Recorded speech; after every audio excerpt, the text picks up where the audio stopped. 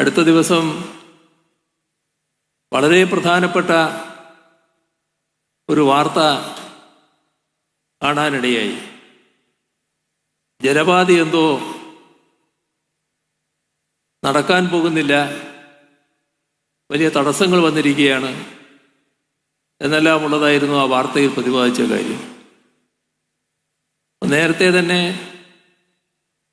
അതുമായി ബന്ധപ്പെട്ട് ഏറ്റവും പ്രധാന ഭാഗം പൂർത്തീകരിക്കാനുള്ള ഘട്ടം ധാരണയിലെത്തിയിരുന്നു. ഈ വാർത്ത കണ്ടപ്പോൾ ബന്ധപ്പെട്ടവരെ വിളിച്ച് ഞാൻ അന്വേഷിച്ചു, എന്തെങ്കിലും മാറ്റം ആ കാര്യത്തിലുണ്ടോ? ഒരു മാറ്റവുമില്ല. നേരത്തെ തീരുമാനിച്ച രീതിയിൽ തന്നെ കാര്യങ്ങൾ മുന്നോട്ട് പോവുകയാണ്. ഒരു തടസ്സവുമില്ലാതെ നാം ഉദ്ദേശിച്ച രീതിയിൽ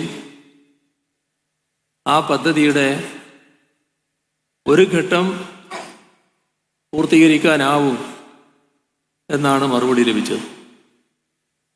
ഇത്തരം പദ്ധതികളുടെ കാര്യത്തിൽ തെറ്റിദ്ധാരണകൾ സൃഷ്ടിക്കാനുള്ള ശ്രമങ്ങൾ പലപ്പോഴും നമ്മുടെ അനുഭവത്തിലുണ്ടായിട്ടുണ്ട്.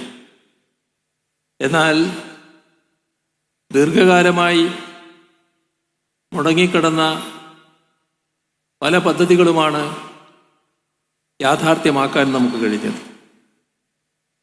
ഇപ്പോൾ വിഴിഞ്ഞം തുറമുഖം കേരളത്തിലെ ഏറ്റവും വലിയ തുറമുഖം എന്നതല്ല വിഴിഞ്ഞത്തിൻ്റെ പ്രത്യേകത.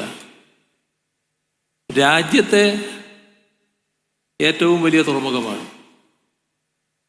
ലോകത്തിലെ തന്നെ ഏറ്റവും പ്രധാന തുറമുഖങ്ങളിൽ ഒന്നാണത്. അതിൻ്റെ ആദ്യഘട്ടം വിജയകരമായി തന്നെ പൂർത്തീകരിക്കാൻ നമുക്ക് കഴിഞ്ഞു. പ്രതീക്ഷിച്ചതിന് മുൻപ് തന്നെ കമ്മീഷൻ ചെയ്യാനായി. അതിനുശേഷം അതിൻ്റെ പ്രവർത്തന മികവ് പരിശോധിച്ചാലും അഭിമാനകരമായ നേട്ടം അതുണ്ടാക്കുകയാണ്. ഇതെല്ലാം വ്യക്തമാക്കുന്നത് നമ്മുടെ നാടിന് ഇതുപോലുള്ള എല്ലാ കാര്യങ്ങളും നേടാൻ കഴിയുന്നു എന്നുള്ളതാണ്. അതിൻ്റെ തുടർച്ചയാണ് ഈ തുരങ്കപാതയും. ഇത്തരം നേട്ടങ്ങൾ നമ്മൾ കയ്യെത്തിപ്പിടിച്ചത് എളുപ്പത്തിലായിരുന്നില്ല. ഒരുപാട് പരിമിതികൾ, ഒരുപാട് വൈതരണികൾ, ഒരുപാട് എതിർപ്പുകൾ, അങ്ങനെ പലതിനെയും മറികടന്നാണ് ഇത്രയും ബൃഹത്തായ അടിസ്ഥാന സൗകര്യങ്ങൾ സാധ്യമാക്കാൻ നമുക്കായത്. അടിക്കടി ഉണ്ടായ പ്രകൃതി ദുരന്തങ്ങൾ, സാമ്പത്തിക പരിമിതികൾ, ഇന്ത്യ ഗവൺമെൻറ് സൃഷ്ടിച്ച സാമ്പത്തിക പ്രശ്നങ്ങൾ, സ്ഥാപിത താല്പര്യത്തോടെയുള്ള ചിലരുടെ ഇടപെടലുകൾ, അങ്ങനെ എത്ര പ്രതിബന്ധങ്ങൾ നമ്മുടെ പദ്ധതികളുടെ മുന്നിൽ വന്നു ചേർന്നു. പക്ഷേ അതിലൊന്നും തടഞ്ഞു നിന്നില്ല നമ്മുടെ ഒരു വികസന പദ്ധതിയും. അങ്ങനെ നിന്നുപോയിരുന്നെങ്കിൽ ഇന്ന് നമ്മുടെ സംസ്ഥാനം കാണുന്ന നേട്ടങ്ങൾ യാഥാർത്ഥ്യമാകുമായിരുന്നില്ല. 2016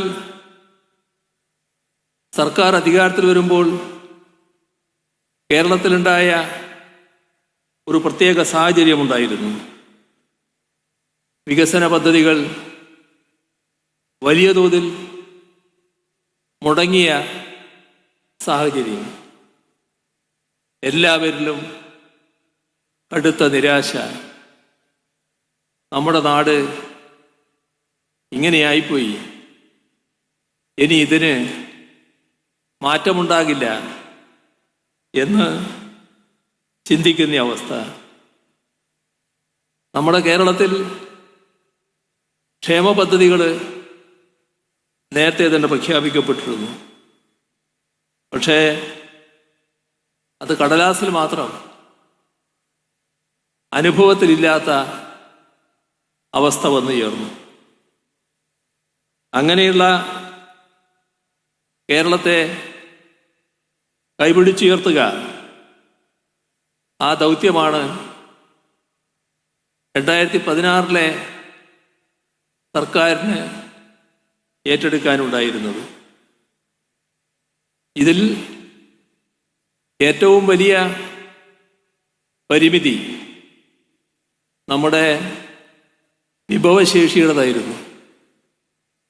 നമ്മുടെ നാടിൻ്റെ വിവിധ ആവശ്യങ്ങൾ നിറവേറ്റേണ്ടതുണ്ടായിരുന്നു. ഓരോ രംഗത്തും, വിദ്യാഭ്യാസ രംഗത്ത്, ആരോഗ്യരംഗത്ത്, പശ്ചാത്തല സൗകര്യ വികസന രംഗത്ത്, അങ്ങനെ നാടിൻ്റെ വികസനവുമായി ബന്ധപ്പെട്ട ഒട്ടേറെ ആവശ്യങ്ങൾ ഉയർന്നു നിൽക്കുന്നു. ആ ആവശ്യങ്ങളെല്ലാം നിറവേറ്റേണ്ടത് സംസ്ഥാനത്തിൻ്റെ ബാധ്യതയാണ്. ആ ബാധ്യത ഏറ്റെടുക്കാനുള്ള പൂർണ്ണശേഷിയിലായിരുന്നില്ല നമ്മുടെ ഖജനാവ്. ഖജനാവിൻ്റെ ശേഷിക്കുറവ് പല പദ്ധതികളും ദശാബ്ദങ്ങളോളം വൈകുന്നതിനിടയാക്കുന്നു. ഇതിൻ്റെ ഫലം കാലാനുസൃതമായ പുരോഗതിയും നേട്ടവും നമ്മുടെ നാടിനെ ആർജിക്കാനാകുന്നില്ല. നാം പിന്തള്ളപ്പെട്ടു പോകുന്നു. രാജ്യത്തിൻ്റെ മുന്നിൽ അഭിമാനത്തോടെ തലയുയർത്തി നിന്നിരുന്ന വിദ്യാഭ്യാസ ആരോഗ്യ മേഖലകളടക്കം വല്ലാതെ പുറകോട്ടു പോകുന്ന അവസ്ഥ.